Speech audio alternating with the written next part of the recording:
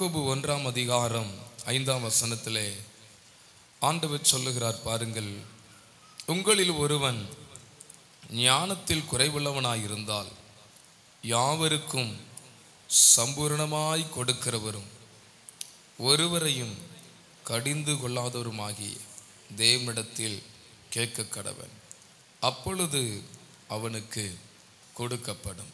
கர்த்தருக்கு ஸ்தோத்திரம். இந்த நாளில் ஞானத்தை குறித்து நாம் இன்றைக்கு தியானம் செய்ய போகிறோம். ஒரு சிறு பிள்ளையாயிருந்தாலும் அந்த சிறு பிள்ளைக்கும் ஞானம் தேவைப்படுகிறது. ஒரு வாலிப சகோதரி, ஒரு வாலிப சகோதரராக இருந்தாலும் அவர்களுக்கும் ஞானம் தேவைப்படுகிறது.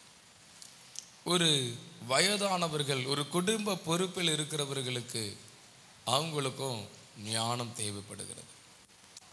இந்த ஞானம் எல்லா வயதினர்களுக்கும் தேவையான ஒன்றாக இருக்கிறது. எனக்கு ஞானம் வேண்டாம் என்று சொல்லி யாருமே அதை தள்ளிவிட முடியாது.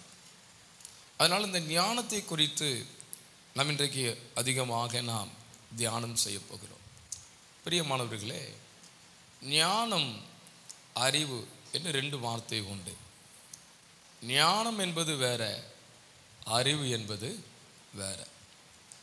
அறிவு என்றால் அறிந்து கொள்ளுதல் என்ற அர்த்தம். ஒரு காரியத்தை அறிந்து, கல்வி அறிவு, இவருக்கு கல்வி அறிவு இருக்கா அப்படி கேட்பாங்க. அப்படின்னா இவர் கல்வியை குறித்த ஒரு அறிவு, அவர் நிறைய தகவல்களை அறிந்து கொள்கிறார், வரலாறுகளை படிக்கிறார்கள், மேக்ஸ் அறிஞ்சுக்கிறாங்க, சயின்ஸ் என்னென்ன காரியங்கள், பூமி எப்படி இருக்குது, சூரியன் எப்படி வருது, இப்படி எல்லா காரியங்களையும் அறிந்து கொள்ளுகிற அறிவு. ஞானம் அப்படிங்கிறதும் வேற. இங்கிலீஷில் ஞானத்திற்கு விஸ்டம் என்று சொல்லுகிறார்கள், அறிவுக்கு நாலேஜ் என்று சொல்லுகிறார்கள். நாலேஜுக்கு இன்ஃபார்மேஷன் என்று சொல்லி ஆங்கிலத்தில் ஒரு பெயர் இருக்கிறது. பிரியமானவர்களே, அப்போ ஞானத்தை சரியாக பயன்படுத்துதல் என்றால் என்ன அப்படி கேட்டிங்கன்னா, தான் அறிந்த அந்த அறிவை சரியான நேரத்தில் பயன்படுத்துக்கு பெயர் தான் எனது ஞானம். இப்பொழுது உதாரணம் சொல்லுகிறேன், அப்பொழுது இந்த ஞானத்தை குறித்து நீங்கள் அறிந்து கொள்வீர்கள். ஒரு வாலிப தம்பி இருக்கிறார், வாலிப மகள் இருக்கிறார் வைத்துக்கோங்க. அவங்களுக்கு தமிழ் நல்லா எழுத படிக்க தெரியும். அந்த வாலிப மகன் அந்த பஸ் ஸ்டாப்பில் நின்று கொண்டிருக்கிறான். அவனுக்கு ஏற்கனவே தமிழ் நல்லா வாசிக்க தெரியும். ஆனால் அந்த அறிவை அவன் சரியான நேரத்தில் பயன்படுத்த வேண்டும். அந்த பஸ் ஸ்டாப்பில் நிற்கும்போது, அந்த பஸ் தூரத்தில் வரும் பொழுது அந்த அறிவை அவன் சரியான நேரத்தில் அவன் பயன்படுத்தினால் அந்த பஸ்ஸில் அவன் சரியாக என்ன செய்து விடலாம், ஏறி விடலாம். அந்த அறிவை கொஞ்சம் 10 நிமிடம் தாமதமாக, தூத்துக்குடி பஸ் மாதிரி இருக்க அப்படின்னு சொல்லி பின்னாடி உள்ள போர்டை வாசித்தார்னா அவர் நினைச்ச மாட்டார், பஸ்ஸை பிடித்து கொள்ள மாட்டார். அப்போ தன்னுடைய அறிவை சரியான நேரத்தில் பயன்படுத்தினால்தான் அதற்கு பெரிய ஞானம். அந்த ஞானத்தை, அந்த அறிவை சரியான நேரத்தில் பயன்படுத்தாததினால் நம் ஞானத்தை இழந்து நிற்கிறோம். அந்த ஞானத்தை இழந்ததினால் அநேக இழப்புகளை நாம் சந்திக்கிறோம் அப்படிங்கிறத நம்ம பார்க்க முடியும். சரி, இன்றைக்கு இந்த ஞானத்தை குறித்து நம்ம சில காரியங்களை நம்ம தியானம் செய்ய போகிறோம். ஞானம் என்று சொன்ன உடனே நம்ம எல்லாருக்கும் பைபிளை திறந்தா நமக்கு ஞாபகத்துக்கு வர்றது யாருன்னா சாலமோன். யாரு? சாலமோன். அந்த சாலமோனுடைய ஒரு நிறைய ஞானங்கள் அவர்கிட்ட இருக்குது. வேதம் சொல்லுகிறது, அவர் 3000 நீதிமொழிகளை எழுதியிருக்கிறார். எத்தனை நீதிமொழிகள்?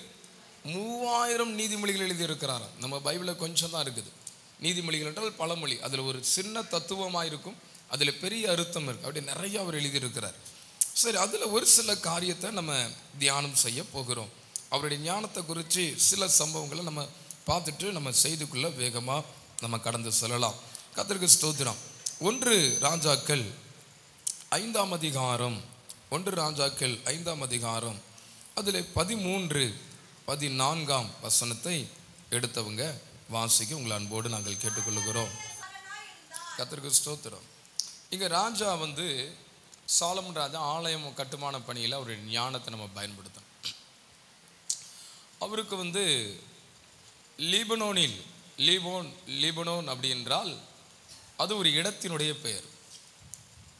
அந்த இடத்தில் இருக்கிற கேதுரு மரங்களை நிறைய ஆலய கட்டுமான பணிக்காக அவர் எடுத்துக்கொள்ளணும்னு விரும்புகிறார். அதுக்கு ஈராம் ராஜாட்ட எனக்கு இந்த மரம்லாம் வேணும்னு கேட்குறார். நான் உங்களுக்கு மரங்களை தாரேன்ட்டார். இப்போ அந்த மரங்களை எல்லாம் வெட்டி அதையெல்லாம் ஆலய கட்டுமான பணிக்காக எருசலேமுக்கு கொண்டு வர வேண்டும். ஆகவே அந்த லீபனோன் காடுகளிலே இருக்கிற கேதுரு மரங்களை வெட்டுறதுக்காக 30,000 பேரை தெரிந்து கொள்ளுகிறார். அது 30,000 பேரில் அவர் என்ன பண்ணுறாரு பாருங்க, அந்த 11,000 பேரை மாற்றி அங்கே பார்த்தீங்கன்னு சொன்னால் அவர்களில் 1 மாதம் லீபனோனிலும் 2 மாதம் தங்கள் வீடுகளில் இருப்பார்கள். அவங்களுக்கு சம்பளம் மாதம் 20,000 சம்பளம் அப்படிங்கிற மாதிரி ஃபிக்ஸ் பண்ணிட்டு அவர் சொல்லிட்டாரு, நீங்கள் அந்த லீபனோனில் போய் 1 மாதம் வேலை செஞ்சிங்கன்னா 2 மாதம் நீங்கள் வீடுகளை என்ன செய்யலாம், இளைப்பாறலாம். ஏன்னா அங்கே பகல் நைட்டுன்னு சொல்லி தொடர்ந்து வேலை இருந்துக்கிட்டே இருக்கும். அதனாலே ஒரு வேலை செய்கிறவர்களுக்கு எப்படி ஒரு ரெஸ்ட் கொடுக்க வேண்டும், அவர்களுக்கு எப்படி, ஏன்னால் இரவு பகலாக ஒரு வேலை பார்க்கிறார்கள், அப்போ அந்த ஷிஃப்ட் எப்படி அதை கொடுக்க வேண்டும் என்று சொல்லி அந்த நாட்களில் கூட 1 மாதம் வேலை செய்து 2 மாதம் அவர்களுக்கு ஓய்வுகளை கொடுத்தார். அதில் ஒரு காரியம் என்னன்னா, அந்த இடத்தில் இருக்கிறவர்கள் ஒரு நாளும் வேலையை விட்டு போக மாட்டார்கள். அந்த 1 மாத காலம் அவர்கள் 2 மாதம் செய்ய வேண்டிய வேலைகளை கூட ஈஸியாக அவர்கள் செய்து முடித்து விடுவார்கள். அவ்வளோ பெரிய ஒரு ஞானத்தை ஆண்டவர் சாலமோனுக்கு கொடுத்தார். 1 ராஜாக்கள் 6ஆம் அதிகாரம் 7ஆம் வசனத்தில் வாசித்தீங்கன்னா, ஆலயம் கட்டப்பட்டு வருகையில் அது பணி தீர்ந்து கொண்டு வரப்பட்ட கற்களால் என்ன செய்ததாம், கட்டப்பட்ட இந்த சம்பவத்தை நான் உங்களுக்கு சொல்லிடுறேன். அங்கே பார்த்தீங்கன்னு சொன்னால் அது கட்டப்படுகிற போது ஆலயத்தை அவர் 7 வருஷமாக கட்டுறாரு. ஆனால் ஒரு சுத்தியல் சவுண்டு கூட என்ன செய்யலையா, ஆலயத்தில் கேட்கலையா. அங்கே பார்த்தீங்கன்னு சொன்னால் அங்கே எழுதப்பட்டிருக்கிறது, சுத்திகள் வாட்சிகள் முதலான எந்த இருப்பு ஆயுதங்களின் சத்தமும் கேட்கப்படவில்லை. சுத்தியலை எங்கே பயன்படுத்துவார்கள், எதற்கு பயன்படுத்துவார்கள் என்று நம்ம எல்லாருக்குமே தெரியும். சீர்படுத்தும் பணிகளுக்கு தான் சுத்தியலை பயன்படுத்துவார்கள். இதை கதவு ஒழுங்கா ஆகலைன்னா அந்த ஆசாரி நினைச்சுவார், கொஞ்சம் அந்த நிலை உள்ள போலன்னா சுத்தியல் எடுத்து அடிப்பார். ஏன்னா கொஞ்சம் வீங்கிட்டு கொஞ்சம் பண்ணி இந்த மாதிரி ஒரு ஜன்னல் செட் ஆகலை அப்படின்னா. அதுக்கப்புறம் ஒரு ரூம் கதவு ஒரு வாசலை கொஞ்சம் மாற்றி போட்டாங்கன்னா அதை அடித்து அதை சரி பண்ணுவாங்க. ஆனால் இந்த சாலமோன் ஆலயத்தில் கொண்டு வந்த கதவுகளாக இருக்கலாம், ஜன்னல்களாக இருக்கலாம், எந்த ஒரு பொருளாக இருக்கலாம், அதை அப்படியே அந்த அளவை சரியாக நேர்த்தியாக ஃபிட் பண்ணுற அளவுக்கு அந்த வேலைகள் எல்லாம் நிறைவு செய்து ஃபிட் பண்ணுற ஒரு வேலையை தான் அவர் ஆலயத்தில் செய்தாராம். 7 வருடம் கட்டுமான பணி, ஆலய கட்டுமான பணியிலே சுத்தியலின் சத்தம் கேட்கப்படவில்லை. இதை நம் சாதாரணம் எடுத்து விடக்கூடாது. வீடு கட்டினவர்கள் இருக்கிறீர்கள், வீடுகளை கட்டி கொண்டவர்கள், கட்டி கொண்டு இருக்கிறவர்கள் இருக்கிறீர்கள், வீடுகள் கட்டுமான பணிகளில் வேலைகளை பார்த்தவர்கள் நாம் இருக்கிறோம். ஆமேன். அந்த திருத்தம் என்கிற காரியம் இல்லை, எல்லா வேலைகளும் மிக நேர்த்தியாக மிக அழகாக அவ்வளவு ஞானமாக இந்த சாலமோன் செய்தார். அதுக்கு காரணம் என்னன்னா, தேவன் அருளிய அந்த ஞானம் உள்ள இருதயம். ஆமென் சொல்லுங்க பார்க்கலாம். அல்லேலூயா. இந்த இடத்துல எத்தனை பேர் வாஞ்சிக்கிறீங்க, ஆண்டவரே எனக்கு ஞான இருதயத்தை எனக்கு தாரும் ஆண்டவரே. வலது கரத்தை உங்கள் தலை மேலே வச்சு சொல்லுங்க. சிறு பிள்ளைங்க இருந்தால் ஒரு கையை சின்ன பிள்ளைங்க மேலே வைத்து கொள்ளுங்கள். ஆமென். ஆண்டவரே எங்களுக்கும் எங்கள் பிள்ளைகளுக்கும் ஞான இருதயத்தை தாரும் ஆண்டவரே. ஞானத்தின் ஆவியினால் எங்களை நிரப்பும் என்று நாங்கள் ஜெபிக்கிறோம் ஆண்டவரே. சத்தம் ஒரு ஆமென் சொல்லுங்க பா. அல்லேலூயா. இந்த இடத்துல வந்திருக்கிறவங்க எல்லாருக்கும் இந்த செய்தி நிறைவு செய்து போகும்போது ஞானத்தின் ஆவியினால் நிரப்பி கர்த்தர் உங்களை நடத்துவாராக. அல்லேலூயா, அல்லேலூயா. கர்த்தருக்கு ஸ்தோத்திரம். முதலாவதாக நாம் தியானம் செய்ய போகிற காரியம், ஞானத்தை பெற்றுக்கொள்வதால் நமக்கு கிடைக்கிற ஆசீர்வாதங்கள் என்ன, ஞானத்தினால நமக்கு என்ன பிளெஸிங் இருக்கிறது, அந்த ஆசீர்வாதம் என்ன இருக்கிறது, அதை நம்ம இன்னைக்கு நம்ம தியானம் செய்யும். முதலாவதாக 1 ராஜாக்கள் 3ஆம் அதிகாரம் 28ஆம் வசனத்தை நீங்க வாசித்தீங்கன்னு சொன்னா, 1 ராஜாக்கள் 3:28 சொல்லுகிறது, ராஜா தீர்த்த இந்த நியாயத்தை இஸ்ரவேல் எல்லாரும் கேள்விப்பட்டு நியாயம் விசாரிக்கிறதற்கு தேவன் அருளின ஞானம் ராஜாவுக்கு உண்டென்று கண்டு அவனுக்கு பயந்தார்கள். சாலமோன் ஒரு நியாயத்தை தீர்க்கிறார். என்ன அப்படின்னு சொன்னா 16ஆம் வசனத்திலிருந்து ஆரம்பிக்கிறது. 2 வேசி ஸ்திரீகள், அப்படி என்றால் விபச்சார செய்கிற ஸ்திரீகள், அவர்கள் 2 பேரும் ஒரே வீட்டிலே குடியிருக்கிறார்கள். கணவர்லாம் அவங்களுக்கு கிடையாது, ஒரே வீட்டிலே குடியிருக்கிறார்கள். 2 பேருக்கு பிள்ளைகள் இருக்கிறது. அவங்க 2 பேரும் சாலமன் ராஜாட்ட நியாயத்துக்கு வந்திருக்கிறாங்க. அதில் ஒரு ஸ்திரீ சாலமன் ராஜாவை பார்த்து சொல்றாங்க. என்ன சொல்றாப்புல அப்படின்னா, ராஜாவே, இந்த மாதிரி நாங்கள் இருவரும் ஒரே வீட்டிலே குடியிருக்கிறோம், ஒரே வீட்டில் நாங்கள் படுத்து உறங்குகிறோம். இதை போல நாங்கள் உறங்கி கொண்டிருந்த போது என் அருகிலே படுத்திருந்த ஸ்திரீயானவள் தன் குழந்தையை தன் பக்கத்தில் வைத்து மேலே உருண்டு படுத்ததினால் அந்த குழந்தை மரித்து போனது. அந்த குழந்தை மரிச்சு போன உடனே அந்த ஸ்திரீ என்ன செய்து விட்டாள் என்றால், மரித்து போன அந்த குழந்தையை எடுத்து என் மார்பிலே போட்டு விட்டாள். அதுக்கப்புறம் என்னுடைய உயிர் உள்ள குழந்தை அவள் மார்பிலே வைத்து எடுத்து விட்டாள். நான் அதிகாலை எழுந்தவுடனே குழந்தைக்கு பால் கொடுக்க வேண்டும் என்று பார்க்கிறேன். செத்து போன ஒரு குழந்தை என்னுடைய மார்பில் இருக்கிறது. ஆனால் என் குழந்தை அவள் எடுத்து விட்டாள் என்பதாக ஆமென் ஒரு காரியத்தை அங்கே ராஜாவிடத்தில் சொல்லுகிறார்கள். சொன்ன உடனே கர்த்தருக்கு ஸ்தோத்திரம். அங்கே பார்த்தீங்கன்னா 24ஆம் வசனத்தில் சாலமன் ராஜா சொல்றார், ஒரு பட்டயத்தை என்னிடத்தில் கொண்டு வாங்குங்கிறார். அப்போ ஒரு பட்டயத்தை கொண்டு வந்துட்டாங்க. வந்த உடனே ராஜா சொல்றாரு, உயிரோடு இருக்கிற பிள்ளைய 2ஆக பிளந்து பாதி இவளுக்கும் பாதி அவளுக்கும் கொடுங்கள் என்றான். 26 கவனியுங்கள். அப்பொழுது உயிரோடு இருக்கிற பிள்ளையின் தாய் தன் பிள்ளைக்காக அவள் குடல் என்ன செய்தது, அவள் குடல் துடித்ததினால் ராஜாவை நோக்கி, ஐயோ என் ஆண்டவனே, உயிரோடு இருக்கிற பிள்ளையை கொல்ல வேண்டாம், அதை நீங்க அவளுக்கே கொடுத்து விடும் என்றாள். மற்றவள், அது எனக்கும் வேண்டாம் உனக்கும் வேண்டாம், பிளந்து போடுங்கள் என்றாள். அப்பொழுது ராஜா உயிரோடு இருக்கிற பிள்ளையை கொல்லாமல் அவளுக்கு கொடுங்கள், அவளே அதன் தாய் என்றான். ஆண்டவருக்கு ஸ்தோத்திரம். இந்த சம்பவம் ஏறக்குறைய இந்த இடத்துல நம்ம எல்லாருக்குமே தெரிந்த ஒரு காரியம். ஒரு 2 ஸ்திரீகளுக்கு இடையே இருக்கிற பிரச்சனையை ஒரு சமாதானமான ஒரு முடிவை கொடுத்து சமாதானத்தோடு அவரை அனுப்பி விடுகிறார். நம்பர் 1, ஞானத்தின் முதல் ஆசீர்வாதம் என்ன அப்படின்னு சொன்னா, சமாதானமான முடிவுகளை எடுக்க நமக்கு உதவி செய்கிறது. நிறைய நேரங்களில் நம்ம பிரச்சனையில சமாதானமான முடிவை எடுக்க முடியாமல் நாம் தடுமாறுகிறோம். சமாதானமா முடிவெடுக்க முடியல. சில பிரச்சனை வந்தாலே நம்ம பயப்படுறோம். பிரச்சனையா, அதெல்லாம் நான் தலையிட மாட்டேன். முடிவுகளை எடுக்க நமக்கு இன்னைக்கு பதட்டங்கள் ஏற்படுகிறது, பயம் ஏற்படுகிறது. ஆமென். இந்த முடிவு சரியானதாக இருக்குமா என்ற ஒரு கலக்கம். இதுக்கான அடையாளம் என்ன? நாம் ஞானத்தில் குறைவுபட்டதினால் முடிவுகளை எடுப்பதில் அநேக தயக்கங்கள் நமக்கு வருகிறது. இங்கு இந்த 2 பேருக்கும் இருக்கிற பிரச்சனையை சமாதானமான முடிவுகளை எடுக்க இந்த ஞானத்தை தேவன் இந்த சாலமோனுக்கு கொடுத்தார். ஆம் பிரியமானவர்களே, உங்க வாழ்க்கையில சமாதானமான ஒரு வாழ்க்கை நீங்க வாழணும்னா ஜெபம் மட்டும் போதாது. ஜெபம் ரொம்ப முக்கியம், ஆனால் அது மட்டும் போதாது, ஞானம் முக்கியம். அந்த சமாதானமான முடிவை எடுக்கக்கூடிய ஞானத்தின் ஆவியை கர்த்தர் நமக்கு தந்தருளுவாராக. கரங்களை உயர்த்தி ஒரு ஆமென் சொல்லுங்க. சத்தம் ஒரு ஆமென் சொல்லுங்க பாக்க. ஹல்லேலூயா. 2ஆவதாக பாருங்க, 1 ராஜாக்கள் 4ஆம் அதிகாரம் 21ஆம் வசனத்தை நான் உங்களுக்காக வாசிக்கிறேன். நதி தொடங்கி பெலிஸ்தியர் தேச வழியா எகிப்தின் எல்லை மட்டும் இருக்கிற சகல ராஜ்யங்களையும் சாலமோன் ஆண்டு கொண்டு வந்தான்.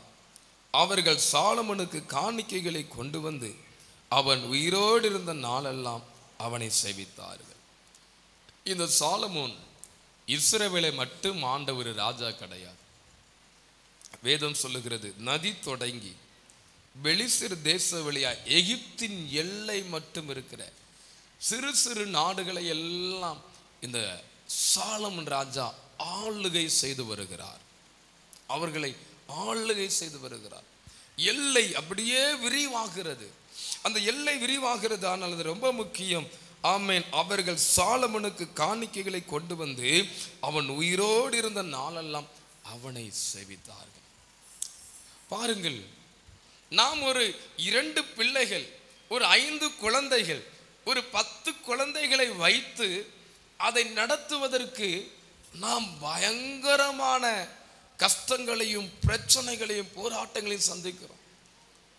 இன்னும் 2 குழந்தை ஆண்டவங்களுக்கு தரட்டுமான்னு கேட்டா அநேகர் கையெடுத்து கும்பிடுகிறார்கள். ஐயா, இந்த 2 குழந்தை எனக்கு போதுமானது. அந்த வார்த்தையினுடைய வெளிப்பாடு என்ன தெரியுமா? ஞானத்தின் குறைவு. ஞானத்தின் குறைவு. 2 பிள்ளைகளை கூட நம்மளால கண்ட்ரோல் பண்ண முடியல.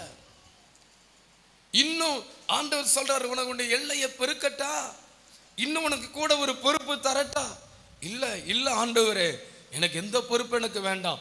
இப்ப இருக்கிற பொறுப்பை என்னால் என்ன செய்ய முடியல, சரியா என்னால பார்க்க முடியல. அதனுடைய வெளிப்பாடு என்ன? அந்த வார்த்தையினுடைய அர்த்தம் என்ன? நம் ஞானத்தில் குறைவுபட்டு இருக்கிறதுனாலே ஒரு பொறுப்பு வரும் பொழுது அதை நம்மளால ஹேண்டில் பண்ண முடியல. சாலமன் இஸ்ரவேல் ஜனங்களே ஒரு பெருங்கூட்ட மக்கள். அதை தாண்டி பெலிஸ்திய தேசம், எகிப்துக்கு, பெலிஸ்திய தேசத்திலிருந்து எகிப்துக்கு போகிற நிறைய தேசம் இருக்கிறது.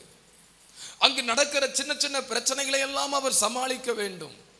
அங்கு அவர்களை எல்லாம் தன்னுடைய கட்டுப்பாட்டிலே சரியா வைத்துக் கொள்ள வேண்டும். தன் கண்ணை செய்வது சரியா அவங்களை நிர்வாகம் பண்ணி கரெக்டா அவங்களை கொண்டு போகணும்.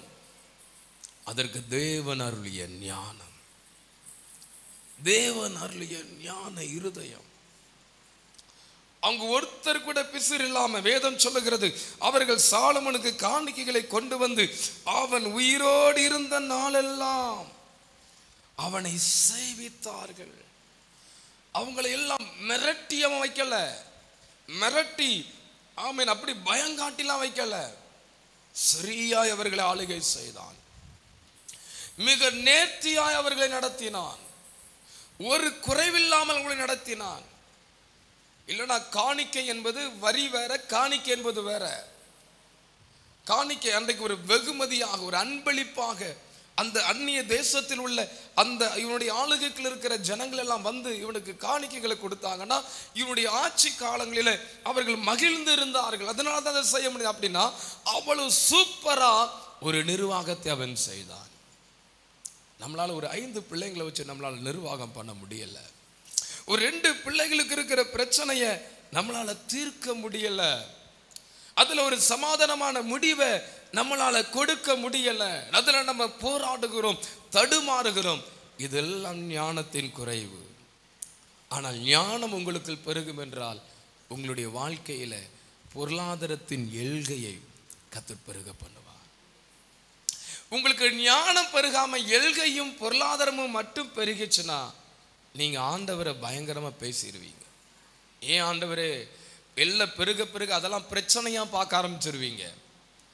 எல்கைகள் பெருக பெருக சில போராட்டங்கள் வரும் பொழுது ஏன் ஆண்டவர் இந்த எல்கை எனக்கு பெருக பண்ணீங்கன்னு சொல்லி அதை பிரச்சனையா பார்க்க ஆரம்பிச்சிருங்க. உதாரணத்திற்கு நான் உங்களுக்கு சொல்லுகிறேன். அந்த உதாரணங்களை நம்ம உலக வழக்கத்தில் சொல்ல நீங்க புரிந்துக்கிடுவீங்க. உங்களுக்கு ஆண்டவர் ஒரு வீடுகளுக்கு பதிலாக ஒரு 10 வீடுகளை தருகிறார் என்று வைத்துக் கொள்ளுங்கள். அது ஒரு ஆசீர்வாதம், ஒரு எல்கை பெருக்கம். அதுல ஒரு 2-3 வீடுகள் இருக்கிறவர்கள் வாடகை சரியாக கொடுக்காவிட்டால் ஏன் ஆண்டவர் இந்த வீடு எனக்கு தந்தீர் என்று நாம் கேட்டு விடுவோம். ஏனென்றால் அவங்களை நம்ம எப்படி ஹேண்டில் பண்ணணும், அவங்களை எப்படி அந்த வாடகை நமக்கு வாங்கணுங்கிற ஞான குறைவு இருந்துச்சுன்னா அந்த 10 வீடுகளை கர்த்தர் நமக்கு தந்தா கூட அது நமக்கு பிரச்சனையாகத்தான் தெரியும். மாறாக அது நமக்கு ஆசீர்வாதமாய் தெரியாது. அதனால தான் ஆண்டவர் சொல்றாரு, முதலாவது நீ ஞானத்தை பெருக்கிக்கோ. ஞானத்தை நீ பெருக்கிட்டனா உன்னை நம்பி பல லட்சங்களை உன் கரத்தில் நான் தர ஆயத்தம். ஆமென் சொல்லுங்க பாருங்க. ஹல்லேலூயா. ஆண்டவர் இன்றைக்கு நம்ம கரங்களிலே ஒரு குறிப்பிட்ட லெவலுக்கு மேல ஒரு காரியத்தை கொடுத்துட்டார்னா அதை ஹேண்டில் பண்ண முடியாம பல நேரங்களில் நாம் தடுமாறுகிறோம். வேதம் சொல்லுகிறது ஞானம் எல்லையை விரிவாக்குகிறது. ஒரு சத்தம் ஒரு ஆமென் சொல்லுங்க பாருங்க. நீங்க ஞான இருதயத்தில் நிரப்பப்பட்டா உங்க எல்கைகளை கர்த்தர் விஸ்தாரமாக்கி நடத்துவார். எத்தனை பேர் ஆமென் சொல்றீங்க? கரங்களை உயர்த்தி சத்தம் ஒரு ஆமென்.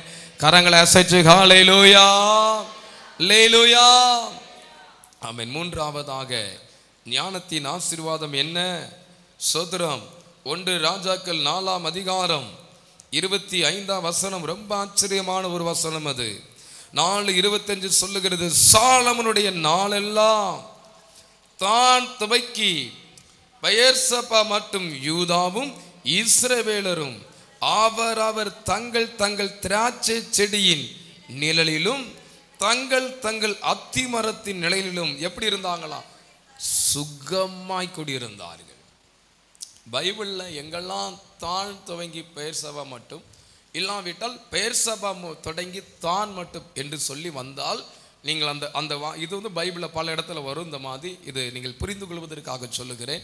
இது எதை குறிக்கிறது என்று சொன்னால், இஸ்ரவேலின் ஒரு எல்லை தொடங்கி இன்னொரு எல்லை வரை, அதாவது இந்தியாவிலே இமய முதல் குமரி வரை என்று சொல்லுகிறார்கள். அதே போல தான் துவக்கி பெயர்சபா மட்டும் இருக்கிற எல்லா யூதாவும் இஸ்ரவேலும் அவங்கெல்லாம் பார்த்தீங்கன்னா தங்கள் தங்கள் திராட்சை செடி நிழலிலும் தங்கள் தங்கள் அத்தி மரத்து நிழலிலும் சுகமாய் குடியிருந்தார்கள். ஞானமுள்ள அந்த ராஜாவின் கீழே குடியிருந்தவங்க சுகமா குடியிருந்தாங்க. அவங்கள்ட்ட யுத்தங்கள் கிடையாது. யுத்தத்திற்கெல்லாம் அவங்கெல்லாம் போகல. அந்த மாதிரிலாம் கர்த்தருக்கு ஸ்தோத்திரம். அப்போ ஞானம் அது நமக்கு கொடுக்கிற ஆசீர்வாதம் என்ன? பாதுகாப்பை நமக்கு கொடுக்கிறது. நமக்கு நல்ல ஒரு பாதுகாப்பை இந்த ஞானம் நமக்கு கொடுக்குது. சிலருடைய வாழ்க்கையில பார்த்தீங்கன்னா ஒரே யுத்தங்கள், ஒரே பிரச்சனைகள், ஒரே போராட்டங்கள் அப்படி சந்திச்சுட்டே இருப்பாங்க. போராட்டங்களும் யுத்தங்களும் பெருகி கொண்டே இருக்கிறது என்று சொன்னால், நாம் ஏதோ ஒரு இடத்துல ஞானத்தை நம்ம லூஸ் பண்ணிட்டோம், அதை இழந்துட்டோம்ன்ற அர்த்தம். இவங்களை பார்த்தீங்கன்னு சொன்னா தங்கள் தங்கள் அத்தி மரங்கள்ல தங்கள் தங்கள் திராட்சை செடிக்கு கீழே நல்ல சுகமா தங்கி இருந்தாங்க. உங்க குடும்பம் பாதுகாப்பா சுகமா இருக்கணும்னா நீங்கள் ஞானம் உள்ளவர்களா இருக்க வேண்டும். ஞானம் எல்லா விதத்திலும் இருக்கிறது. வார்த்தையில் ஞானம், பொருளாதாரத்தை கையாள்வதில் ஞானம். கர்த்தருக்கு ஸ்தோத்திரம். அது மாத்திரமல்ல, உறவுகளை மெயின்டைன் பண்றதுல ஞானம். அதுக்கப்புறம் ஒரு செலவுகளை திட்டமிடுவதிலே ஞானம், ஜெபம் பண்ணுவதிலே ஞானம், ஆண்டவரை தேடுவதிலே ஒரு ஞானம். இப்படி பல காரியங்களை சொல்லிக்கொண்டே போகலாம். இப்படிப்பட்ட அந்த ஞானத்தில் நாம் நிரப்பப்பட்டால்தான் நாம் ஒரு பாதுகாப்பின் வளையத்திற்குள் இருக்க முடியும். நாம் ஒரு சிறு குழந்தை, ஞானத்திலே ஒரு சிறு குழந்தையை போல இருக்கிறோம். ஒரு சிறு குழந்தை எப்படி இருக்கிறது? நாம் ஒரு சாலையை கடக்கும்படி நிற்போம். அந்த பக்கம் ஒரு கார் வேகமாக வரும், ஒரு பைக் இந்த பக்கம் வேகமாக வரும். அந்த சிறு குழந்தை அந்த இடத்தை விட்டு எப்படி வேகமாக அந்த ரோட்டை கடந்து போகிறதோ அதே போல நாம் அநேக நேரத்தில் நாம் பாதுகாப்பாய் நிற்க வேண்டிய இடத்தில் நிற்காதபடி வேகமாய் குழந்தைகளாய் ஞானத்தில் குழந்தையாய் இருக்கிறபடினாலே எங்கேயோ போய்கொண்டிருக்கிற பிரச்சனையை நமக்குள் இழுத்து போட்டு விடுகிறோம். ஞானத்தில் குழந்தை. ஆமென், ஸ்தோத்திரம். ஞானத்தில் நாம் குழந்தையா இருக்கக்கூடாது. நம்முடைய கேரக்டர்ல குழந்தையா இருக்கணும். ஆமென். பாவத்திலே குழந்தையா இருக்க வேண்டும். பாவத்தை அறியாதவர்களா எப்படி இருக்கணும். ஆனா ஞானத்துல குழந்தையா இருக்கக்கூடாது. அந்த ஞானத்துல குழந்தையா இருந்தா நிக்க வேண்டிய இடத்துல நிக்காம ஓட ஆரம்பிச்சிருவோம். ஓட வேண்டிய நடு ரோட்டில் நின்றுவோம். இதை கிராஸ் பண்ண வேண்டிய இடத்துல நின்றுவோம். நிக்க வேண்டிய இடத்துல ஓடுவோம். எதை எங்க செய்யணும் தெரியாம போயிடும். குழம்பிடுவோம். சம்பந்தமில்லாத பிரச்சனைகளை நம்ம சந்திக்க நமக்கு நேரிடும். ஆண்டவர் சொல்லுகிறார், ஞானம் உங்களை சுகமாய் உங்கள் குடும்பத்தை தங்கியிருக்கப்படும். சத்தம் ஒரு ஆமென் சொல்லுங்களேன். அல்லேலூயா. கர்த்தருக்கு ஸ்தோத்திரம். அடுத்த காரியம் பாருங்க. நாலாவது ஞானத்தின் நாலாவது ஆசீர்வாதம் என்ன? பிரசங்கி 7ஆம் அதிகாரம். பிரசங்கி 7ஆம் அதிகாரம். இதை வேகமாக சொல்லி அடுத்த பகுதிக்குள்ள நான் உங்களை கொண்டு செல்ல விரும்புகிறேன். பிரசங்கி 7. ஆமென், ஸ்தோத்திரம். அதிலே 12ஆம் வசனத்தை வாசித்தீங்க அப்படின்னு சொன்னா, ஞானம் தன்னை உடையவர்களுக்கு ஜீவனை தருமா. உங்க வாழ்க்கையில ஜீவனை தர்றது என்னன்னா ஞானம். ஜீவனை தரும், ஒரு பலனை உங்களுக்கு தரும். நீங்க ஞானமா இருந்தீங்கன்னா பலனா இருப்பீங்க. ஆமென், ஸ்தோத்திரம். ஆமென். நேரங்கள் போறதுனால வேகமா சொல்றேன். அடுத்து 5வது பிரசங்கி 8ஆம் அதிகாரம் 1ஆம் வசனம் சொல்லுகிறது, ஞானம் உள்ளவனுக்கு ஒப்பானவன் யார்? காரியத்தின் தாற்பரியத்தை அறிந்தவன் யார்? மனுஷனுடைய ஞானம் அவன் முகத்தை என்ன செய்கிறதா? பிரகாசிக்க பண்ணும். ஞானம் உள்ளவனுக்கு ஒப்பானவர் யார்? ஞானம் உள்ளவனுக்கு ஒப்பானவர் யார் என்று வேதம் சொல்லுகிறது. மனுஷனுடைய ஞானம் அவன் முகத்தை என்ன செய்கிறதாம்? பிரகாசிக்க பண்ணும். ஜீவனை தருகிறது பார்த்தோம், அதே நேரத்தில் முகத்தை பிரகாசிக்க பண்ணுகிறது. அடுத்த குறிப்பை எழுதி கொள்ளுங்கள். தானியேல் 1ஆம் அதிகாரம், தானியேல் 1ஆம் அதிகாரம், அதில் 20வது வசனத்தை நீங்க வாசித்தீங்கன்னா அற்புதமான ஒரு வேத பகுதியில் எழுதப்பட்டிருக்கிறது. ஞானத்திற்கும் புத்திக்கும் அடுத்த எந்த விஷயத்திலும் ராஜா அவர்களை கேட்டு விசாரித்தானோ, தன் ராஜ்யம் எங்கும் உள்ள சாஸ்திரிகள் சோசேரியிலும் இந்த தானியேல் 10 மடங்கு சமர்த்தனாக இருக்கிறார். ராஜா தானியேல் சாத்ராக் மேஷாக்கெல்லாம் கூப்பிடுறாரு, அவங்களுடைய ஞானத்தை சோதிக்கிறாரு. அவர் லாங்குவேஜில் பேசுகிறார். இப்போதான் அந்த லாங்குவேஜ் டெஸ்ட் அப்படி இப்படிலாம் சொல்கிற மாதிரி லாங்குவேஜ்லாம் கேட்குறாரு. அவங்க லாங்குவேஜ் எல்லாம் சரளமாக தானியேல் பேசுகிறாரு. அடுத்து நிறைய நாடுகள்லாம் இருக்குது, அந்த நாட்டில் உள்ள லாங்குவேஜ் எல்லாம் சொல்லி பேசி பார்க்குறாரு. தானியேல் சரளமாக அப்படியே பதில் சொல்கிறாரு.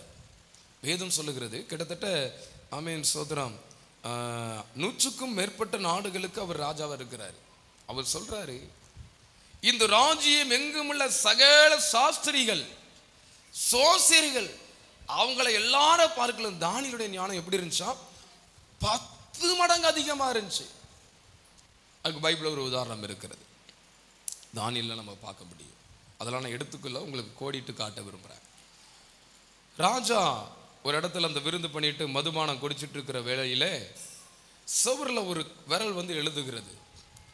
அந்த எழுத்தை வாசிக்கும்படியாக சாஸ்திரிகளை கூப்பிடுறாரு. நல்லா ஞானப்பட நல்லா படிச்சவங்களை கூப்பிட்டு இந்த எழுத்து என்னதுங்கிறார். அவங்களுக்கு வாசிக்க தெரியல.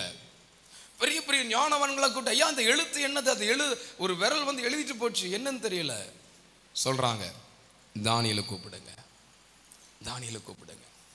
தானியேல் வந்த உடனே தெளிவாக அந்த எழுத்தை வாசித்து அந்த எழுத்துக்கான விளக்கங்களையும் கொடுத்த ஒரு ஞானவான். யார் அந்த ராஜ்யபாரத்தில் யாராலுமே அந்த எழுத்தை வாசிக்க முடியல. ஆனா அந்த நாலேஜ்ல அந்த ஞானத்துல இந்த தானியேல் நிரம்பி இருந்தான். ஒரு சொப்பனத்தை பார்த்து அந்த சொப்பனத்துக்கான விளக்கத்தை சரியாய் சொல்லக்கூடிய ஒரு ஞானம், அவ்வளவு சார்பா ஞானமா இருந்தான்.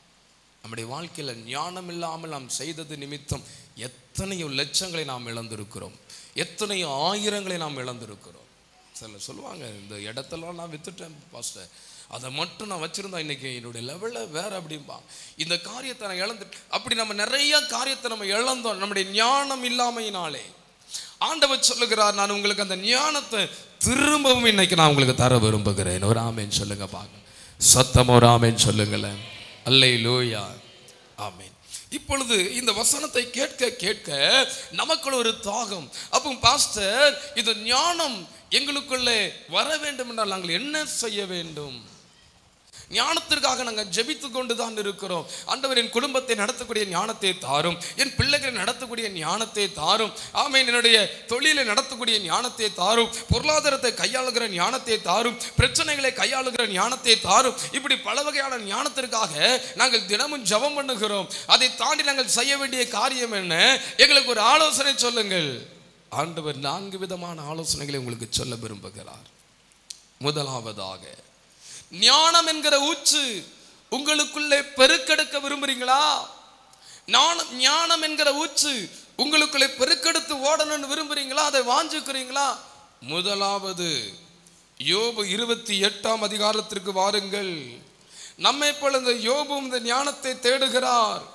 யோபு 28ஆம் அதிகாரம் 12ஆம் வசனம் சொல்லுகிறது, ஞானத்தை நான் பெற்றுக்கொள்ள என்ன செய்யணும்? அவர் தேடுகிறார் பாருங்கள். ஆனாலும் ஞானம் கண்டெடுக்கப்படும் இடம் எங்கே? புத்தி விளைகிற இடம் எங்க இருக்குது? ஐயா, ஞானம் எங்கயா இருக்குது? அது எங்க போய் நான் தேடுறது? அங்கே சொல்லுகிறார் பாருங்கள், அது விளை மனுஷருக்கு தெரியாது. அது ஜீவனுள்ள தேசம் என்றால் இந்த பூமியில அந்த ஞானத்தை நம்ம பெற்றுக்கொள்ள முடியாது அப்படிங்கிறாரு. அது அங்கேயும் இல்லையா? அடுத்த ஆழத்துல போய் தேடுறாரு. பூமிக்கு கீழே அந்த ஞானம் இருக்குதா தேடி பார்க்கிறார், அங்கேயும் இல்ல. சமுத்திரத்தை பார்த்து கேட்கிறார், சமுத்திரமே உன்னிடத்துல ஞானத்தை நான் வாங்கிடலாமா? ஐயா, என்கிட்ட கிடையாது சொல்லுது. அதற்கு ஈடாக தங்கத்தை கொடுக்கவும் அதற்கு கிரயமாக வெள்ளியை நான் நிறுத்த கொடுக்கிட்டு அந்த ஞானத்தை வாங்கிடலாம் நினைக்கிறேன், அதை பெற்றுக்கொள்ளலாம் நினைக்கிறேன், அதை பெருக்கிக் கொள்ள நினைக்கிறேன். அதுவும் கூடாது. ஓப்பிரின் தங்கமும் விலையேற பெற்ற கோமேதகமும் இந்திர நீலக்கல்லும் அதற்கு ஈடல்ல, பொன்னும் பளிங்கும் அதற்கு ஒப்பல்ல. பசும்பொன் ஆபரங்கள் அதை கொடுத்து அதை வாங்கிடலானா? வாங்க முடியாது. பவளத்தை கொடுத்து வாங்கிடலாமா? முடியாது. முத்துக்களை பார்க்கணும் ஞானம் உயர்ந்தது. அடுத்து பாருங்க, அவர் தேட ஆரம்பிக்கிறார். 20ஆம் வசனத்துல மீண்டும் ஒரு கேள்வியை கேட்கிறார். இப்படி இருக்க இங்க எல்லாம் நான் தேடி பார்த்தேன், கிடைக்கல. இந்த ஞானம் எங்கிருந்து வருகிறது? இந்த புத்தி தங்குகிற இடம் எங்கே? ஜீவனுள்ள சகல கண்களுக்கும் ஒளித்து ஆமேன் பறவைகளுக்கு மறைந்தும் இருக்கிறதே. அங்கே பார்த்தீங்கன்னு சொன்னா ஸ்தோத்திரம், அங்கே 23 சொல்றாரு, தேவனோ அதன் வழியை அறிவார், அதன் ஸ்தானம் அவருக்கு தான் தெரியும். ஆண்டவர்கிட்ட கேட்கிறார், ஐயா, நான் இந்த பூமியில எல்லார்ட்டையும் போய் ஞானத்தை நான் சம்பாதிச்சல நினைச்சேன், ஆனா முடியல, ஆனா நீங்க அறிவீங்க எங்க இருக்கும் அப்படின்னு ஆண்டவர்கிட்ட அவர் கேட்கிறாரு. கேட்டுட்டு இப்படியே அவர் பார்க்க 27ல பார்த்தீங்கன்னா அவர் அதை பார்த்து கணக்கிட்டார். அதை ஆராய்ந்து அப்படியே ஆராய்ந்து பார்க்கிறாரு. கடைசியில் 28ஆம் வசனத்தில் யோபுவை நோக்கி ஆண்டவர் சொல்லுகிறார், ஞானத்தின் ஊற்று எங்கேயா இருக்கிறது? ஞானத்தின் ஊற்று எங்கே கிடைக்கும்? ஞானம் எங்கே பெருகும்?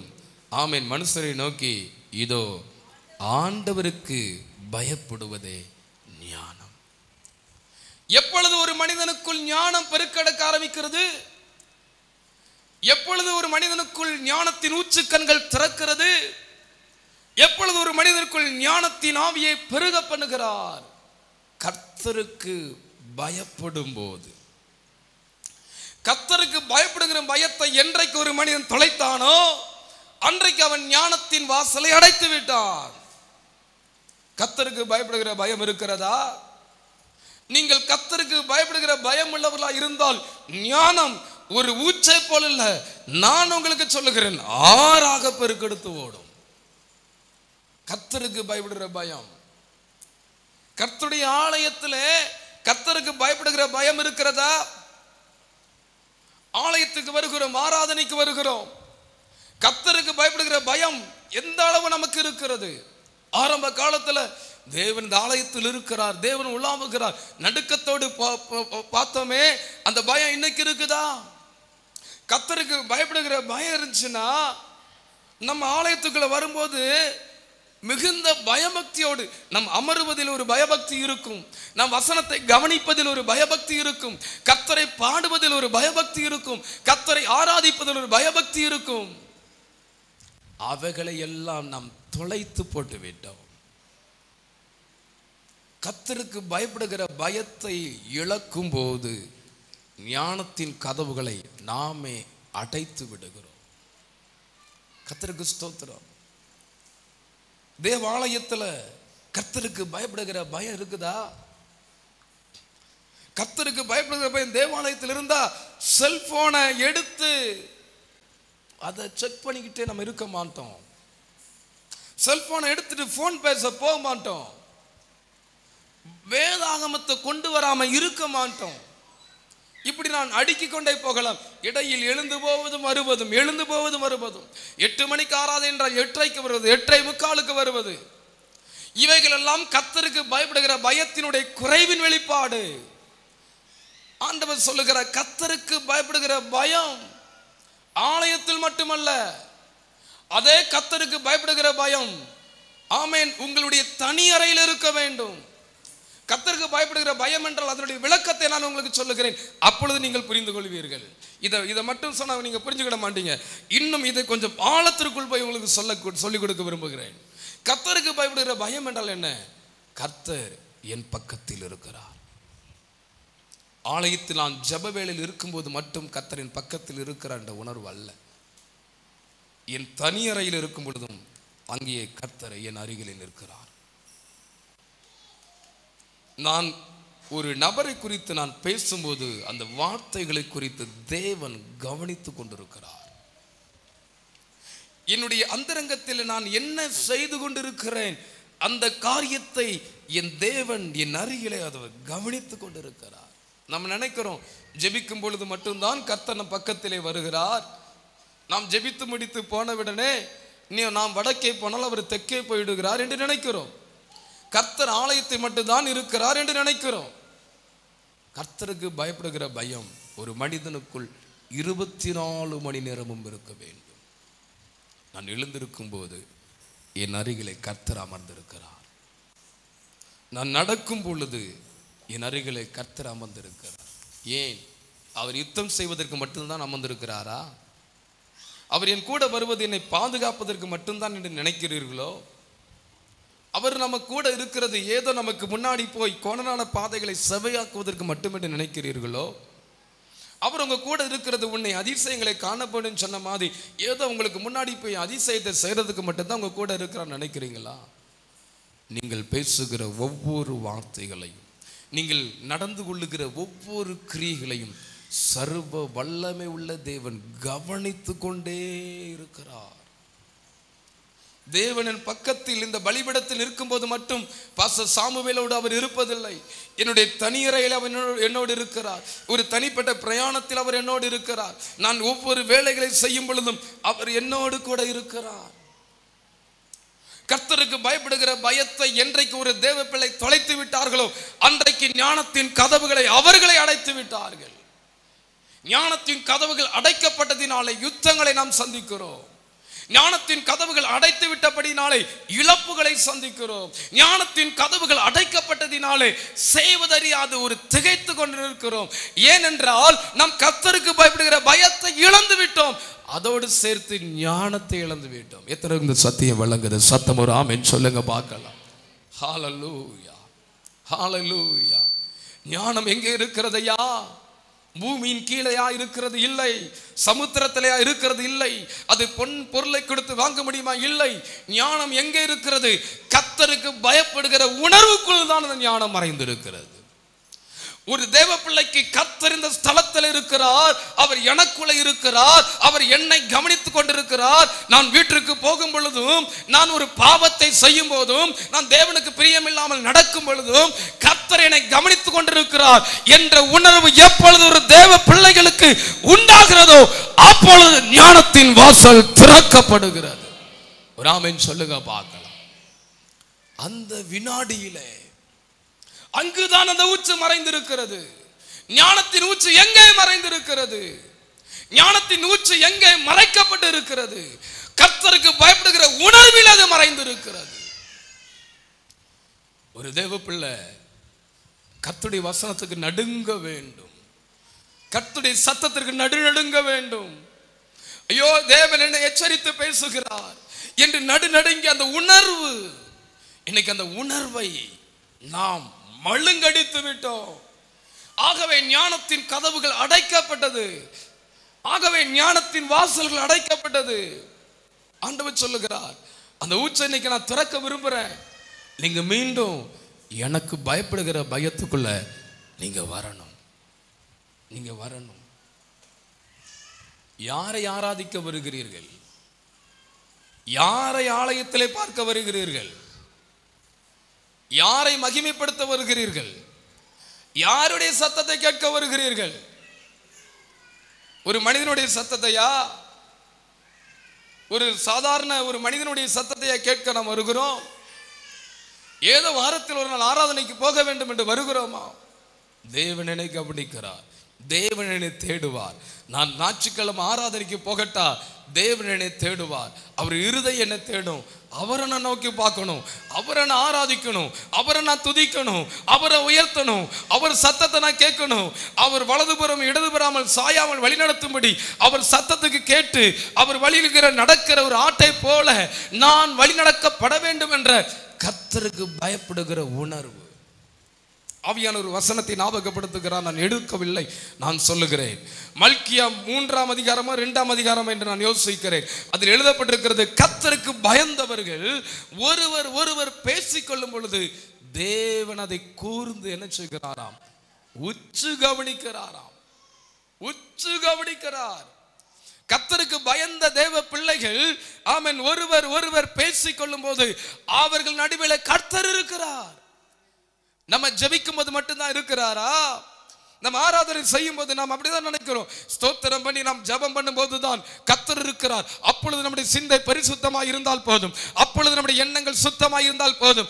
அதற்கு பிறகு வீட்டிற்கு போன பிறகு நம்முடைய சிந்தை எப்படி அழுக்காய் இருந்தாலும் கவலை இல்லை என்று சொல்லுகிற தேவ பிள்ளையை, விசுவாசியே, ஆண்டவர் சொல்லுகிற அந்த நினைவுக்கு நீ வரும் பொழுது, நீ கர்த்தருக்கு பயப்படுகிற பயத்தை இழக்கும் போது ஞானத்தின் கதவுகள் அடைக்கப்பட்டு போய்விட்டது. ஆண்டவர் இந்த கால வேளையில நம்மளோடு ரொம்ப அழுத்தமாக இந்த பலிபீடத்தில் நான் உணர்கிறேன், மிக கடினமாக இந்த காரியத்தை பேசிக் கொண்டிருக்கிறார். இந்த முதல் காரியத்தை மிக அழுத்தமாய் கர்த்தர் சொல்லுகிறார். கர்த்தருக்கு பயப்படுகிற பயத்தை நாம் இழந்து நிற்பதினால் இழப்புகளை சந்திக்கிறோம். தேவன் நம்முடைய ஒவ்வொரு அசைவுகளையும் கவனித்துக் கொண்டிருக்கிறார். You are watching by God. நீங்கள் தேவனால் கண்காணிக்கப்படுகிறீர்கள் என்பதை மறந்து போகாதிருங்கள். கண்காணிப்பு கேமராவல்ல. கண்காணிப்பு கேமரா இருந்தாதான் அதுல நம்ம கவனமா இருக்கணும்ல. கண்காணிப்பு கேமரா விட நம்மை மிகவும் நேர்த்தியாய் கண்காணிக்கிற ஒரு தேவன். நாம் தேவனை பாதுகாக்கிறவராகவும் சுகம் கொடுக்கிறவராகவும் அதிசயத்தை செய்கிறவராகவும் கனப்படுத்துகிற ஒரு தேவனாகவும் ஏதோ மகிமையான காரியங்களை ஏதோ ஒன்றை இந்த பூமியிலே நமக்கு செய்வார் என்பதற்காகத்தான் அவர் நம்ம கூட இருக்கிறார் என்று நாம் அறிந்து கொண்டு அதிலே நாம் செயல்பட்டு கொண்டிருக்கிறோம். அவருக்கு வேறு ஒரு நோக்கம் உண்டு. நாம் அவர் பக்கத்தில் இருக்கிறோம், அவர் நம் பக்கத்தில் இருக்கிறார். ஏனென்றால் உங்களுடைய நினைவுகளை அவர் ஆராயும்படி உங்கள் அருகில் இருக்கிறார் என்பதை மறந்து போகாதிருங்கள். எத்தனை ஆமென் சொல்றீங்க? அல்லேலூயா. தேவனுடைய சத்தம் துல்லியமாக நமக்கு வருகிறது. அல்லேலூயா. ஸ்தோத்திரம். நீதிமொழிகள் 2ஆம் அதிகாரம் 9ஆம் வசனம். எப்பொழுது அந்த ஞானம் என்கிற ஊற்று திறக்கப்படுகிறது, எப்பொழுது அந்த ஞானம் என்கிற ஊற்று நமக்கு திறக்கப்படுகிறதாம். நீதிமொழிகள் 2ஆம் அதிகாரத்தை வேகமாக எடுத்துக்கொள்ளுங்கள். சில குறிப்புகளை மட்டும் நான் சொல்லி நான் ஜெபிக்க போகிறேன். 2ஆம் அதிகாரத்திலே ஸ்தோத்திரம் 9ஆம் வசனத்தை நான் உங்களுக்காக வாசிக்கிறேன். அப்பொழுது நீதியையும் நியாயத்தையும் நிதானத்தையும் சகல நல்வழிகளை அறிந்து கொள்ளுவாய். ஞானம் உன் இருதயத்தில் பிரவேசித்து, எப்பொழுது ஞானம் இருதயத்தில் பிரவேசிக்கிறது? நீதியாய் வாழும் பொழுது. தானியேல் அவ்வளவு ஞானமா இருந்தான். அவனுக்கு ஞான வரங்கள் இருந்தது. எதுக்கு தானியேலுக்குள்ள அவ்வளவு ஞானம்? அவன் நீதியாய் வாழ்ந்த ஒரு தேவ மனிதன். தானியேலுக்குள்ள ஞானத்தை விரும்புகிறோம். தானியேலுக்குள்ள இருக்கிற வியாக்கியான வரங்களை விரும்புகிறோம். ஆமீன். சப்பனங்களுக்கு வியாக்கியானம் சொல்ற வரங்களை விரும்புகிறோம். ஆனா இந்த தானியேலுக்குள்ள இந்த நீதி, அதாவது இந்த ஞானம் அவன் இருதயத்தில் உட்பிரவேசியதற்கான ரகசியத்தை தேவன் சொல்லிக் கொடுக்கிறார். அவன் நீதி உள்ள வாழ்க்கை வாழ்ந்தான். வேலை பார்க்கிற இடத்துல அவனை ஒரு ஆள் குறை சொல்ல முடியாது. சரியான நேரத்துக்கு வருவார். தனக்கு கொடுக்கப்பட்ட ஒரு வேலை இல்லை, ஆமீன், பாக்கி இல்லாதபடி எல்லா வேலைகளையும் ஏனதானவர்கள் நேர்த்தியாய் செய்து முடிப்பார். அவர் தைரியமாய் அந்த சிங்கக்கவிலிருந்து சொல்லுகிறார், என் தேவனுக்கு முன்னாடியே நான் நீதிகேடு செய்யல, என் ராஜாவுக்கு முன்னாடி நான் நீதிகேடு செய்யல. நீதி உள்ள வாழ்க்கை வாழ்ந்தார். நீதியை தவறவிட்டதுனால ஞானத்தை நம்ம இழந்தோம். நீதியா வாழ்றோமா? தேவனுக்கு முன்னாடி நீதியா நிற்கிறோமா? சபையில நீதி உள்ள வாழ்க்கை வாழ்றோமா? சமுதாயத்தில் நீதியா நம்ம நிற்கிறோமா? நீதியை என்றைக்கு ஒரு கிறிஸ்தவம், ஒரு விசுவாச பிள்ளை, என்றைக்கு ஒரு தேவ பிள்ளை அவர்கள் எல்லாம் நீதியாக வாழ்றாங்கன்னு சொல்லி யாரோ ஒருவரை பார்த்து கொண்டு உங்கள் நீதியை இழந்ததினாலே இந்த நாட்களிலே தேவனுடைய ஞானத்தின் கதவுகள் அடைக்கப்பட்டு ஒரு பேதமை உள்ள ஒரு மனிதனை போல திகைத்து கொண்டு நாம் நின்று கொண்டு இருக்கிறோம். ஆண்டவர் சொல்றாரு, நீதி உள்ள வாழ்க்கை வாழ நம்ம அர்ப்பணிக்க வேண்டும். சத்தம் ஒரு ஆமென் சொல்லுங்க, சத்தம் ஒரு ஆமென் சொல்லுங்க. அல்லேலூயா. நீதிமொழிகள் 13ஆம் அதிகாரம் 10ஆம் வசனம் சொல்லுகிறது, அகந்தினால் மாத்திரம் வாது பிறக்கும், ஆலோசனை கேட்கிற இடத்தில் ஞானம் உண்டு. யாருக்கு அந்த ஞானத்தின் உச்சிக்கான திறக்கிறாரு? மூன்றாவதாக ஆலோசனை கேட்கிறவர்களுக்கு. இன்னைக்கு ஆலோசனை கேட்கிறதுக்கு விருப்பம் இல்லை, ஆலோசனை கேட்க விருப்பம் இல்லை. ஒரு நபர் ஒரு கடிந்த ஒரு ஆலோசனை சொன்னால் அதை கேட்க விருப்பம் இல்லை. நான் நினைத்ததை நான் செய்வேன், என் மனதிற்கு ஏதாவது சரியாய்ப்படுகிறதோ அதை செய்வேன். இங்க வேதம் சொல்லுகிறது, ஆலோசனையை கேட்டு பழகுங்கள். ஆமென். நல்ல வயது முதிர்ந்தவர்களிடம், நல்ல அனுபவம் உள்ளவர்களிடம் தேவ சமூகத்தில் அமர்ந்து, தேவ பாதத்தில் அமர்ந்து ஆலோசனை கேட்டு பழகுங்கள். ஆலோசனை கேட்டு நீங்க ஜெபம் பண்ணுங்க. அப்பொழுது ஞானத்தின் ஊற்றுக்கண்களை கர்த்தர் உங்களுக்கு திறந்து விடுவார். சத்தம் ஒரு ஆமென் சொல்லுங்க, ஆமென் சொல்லுங்க பார்க்கலாம். கடைசியாக குறிப்பை சொல்லி நான் முடிக்க போகிறேன். கொலைசியர் 2ஆம் அதிகாரம் 3ஆம் வசனத்தில் வேதம் சொல்லுகிறது, கொலைசியர் 2:3, அவருக்குள் ஞானம் அறிவு என்பவைகளாகிய பொக்கிஷங்கள் எல்லாம் அடங்கியிருக்கிறது. நீங்கள் கிறிஸ்துவுக்குள் வாழ்கிறவர்களாக இருப்பீர்கள் என்று சொன்னால், கிறிஸ்துவுக்குள் நீங்கள் வாழக்கூடியவர்களாக இருப்பீர்கள் என்று சொன்னால், உங்களுக்குள்ள ஞானம் அறிவு என்கிற பொக்கிஷம் உங்களுக்குள்ளே கொட்டி கிடப்பதாக, அது மகிமைப்படுவதாக. அதனால அந்த ஞானத்தின் ஆவினால நம்ம நிரப்பப்பட போகிறோம்.